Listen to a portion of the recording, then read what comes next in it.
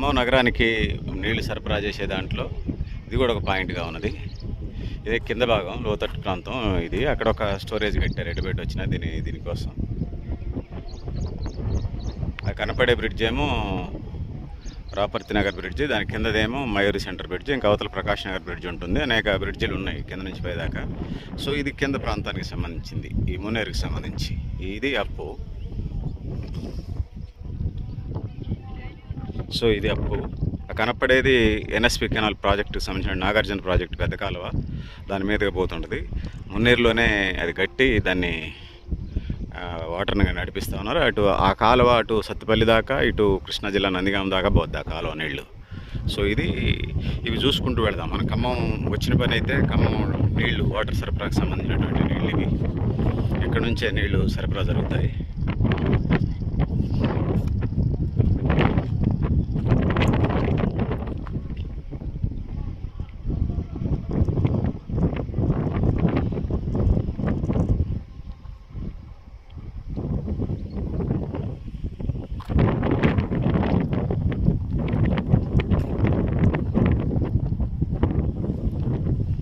కనపడి గోడ కరకట్ట బదులు రిటైనింగ్ వాళ్ళు నిర్మిస్తున్నారు.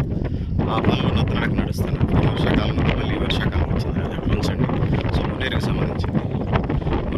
మున్నేరు ఒకటి చేపలు పట్టుకునే కార్యక్రమం ఒకటి, వాటర్ సరఫరా కార్యక్రమం ఒకటి. మున్నేరు వరదలు వచ్చినప్పుడు ఊళ్ళోకి రాకుండా ఒకటి, ఒకవైపు కాకుండా రెండు వైపులు కడతా ఉన్నారు. అది కూడా స్టార్ట్ చేశారు, కడుతున్నారు కదా కరకట్ట అది. సో ఇక్కడైతే మనం వాటర్కి సంబంధించినటువంటి మంచినీటి సరఫరాకి సంబంధించినటువంటి చేస్తున్నాం. అది తోడు రిటైనింగ్ వాల్స్ కూడా కనపడుతున్నాయి. ఏముంటుంది మీకు కన్ఫ్యూజన్ లేకుండా క్లారిటీ రిటైనింగ్ వాల్, కరకట్టకు సంబంధించిన రిటైనింగ్ వాల్గా చెప్పదలుచుకున్నాను. ఇది ఖమ్మం నగరానికి ఇదే పెద్ద ఆవిపట్టుగా ఉండేది. దీని తర్వాత మళ్ళీ గోపాలపురం దగ్గర, దీని తర్వాత లకారం చెరువు దగ్గర, ఇంకా ఇతర ప్రాంతాల నుంచి కూడా వాటర్ తీసుకొని ఆ విధంగా ముందుకు పోయే పరిస్థితి. ఖమ్మం నగర ప్రజలు ఆ విధంగా ఎండాకాలంలో ఇబ్బంది ఉండదు, వర్షాకాలంలో అంత ఉండదు. ఇతర ప్రత్యామ్నాయ పద్ధతులు చేస్తున్నారు. వాటర్ ట్యాంకులు ప్రజలు గతంలో బాగా తీవ్రమైన నీటి ఎద్దరు ఉండేది. 2-3 రోజులకు ఒకసారి వచ్చినట్టుంది. ఇప్పుడు డే బై డే వస్తూ ఉన్నాయి. ఇది పరిస్థితి కింద.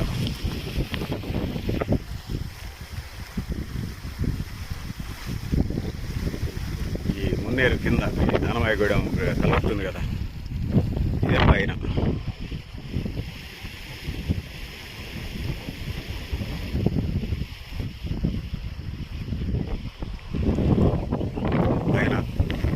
ఇది కింద.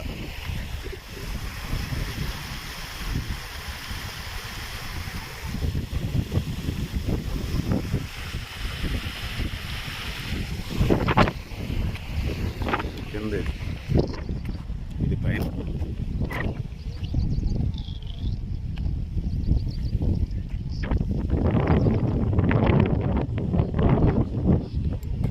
కొంచెం ముందు పోతే అక్కడ రిటైనింగ్ వాళ్ళు కడతా ఉన్నారు కరకట్లాగా.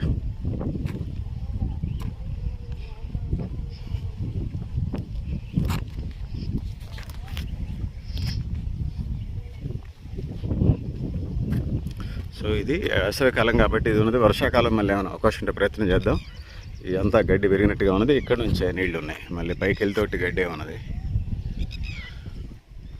సో ఇది one of the resource. Khammam పట్టణ ప్రజలకు త్రాగునీరుకి సంబంధించి ప్యూరిఫైడ్ చేసి ఖమ్మం పట్టణ ప్రజలకి సరఫరా చేస్తారు. ఇది పైన.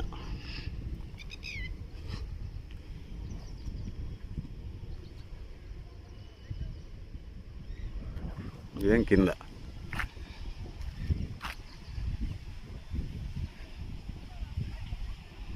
అవి కనపడే బిల్డింగ్ అపార్ట్మెంట్లు అటు నాయుడుపేట వైపు ఉన్నాయి. ఇవి నాయుడుపేట పెత్తండా వైపు ఉన్నాయి. ఇవి ఇటేమో ఖమ్మం టౌన్ ఉంటుంది. అంటే ఇప్పుడు మనం ఉన్న పాయింట్ కూడా డివిజన్లో ఖమ్మం మున్సిపాలిటీ కాస్త కార్పొరేషన్ అయింది కాబట్టి మనం వెనక భాగంలో కూడా ఖమ్మంచికల్ దాకా ఖమ్మం నగర పాలికలో ఉన్నది, నగర కార్పొరేషన్ పరిధిలో ఉంది. మున్నేరు ఖమ్మం నగరాన్ని ముఖ్యంగా 3 టౌన్ ప్రాంతాన్ని ఆనుకొని వెళ్తూ ఉంటుంటుంది.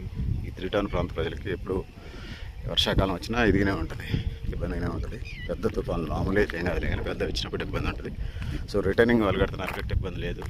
సో ఉన్నటువంటి జలవనరుల్ని చెరువులు కుంటలు నాడుకుంటారు. మనకి మున్నేరు ఉన్నది కాబట్టి ఖమ్మం నగరానికి సంబంధించి ఈ నీళ్ళని ప్రజల అవసరాలు త్రాగునీరు, వాడకం నీళ్ళకి అన్నిటికీ వాడుకుంటారు ప్రజలు, ఖమ్మం ప్రజలు.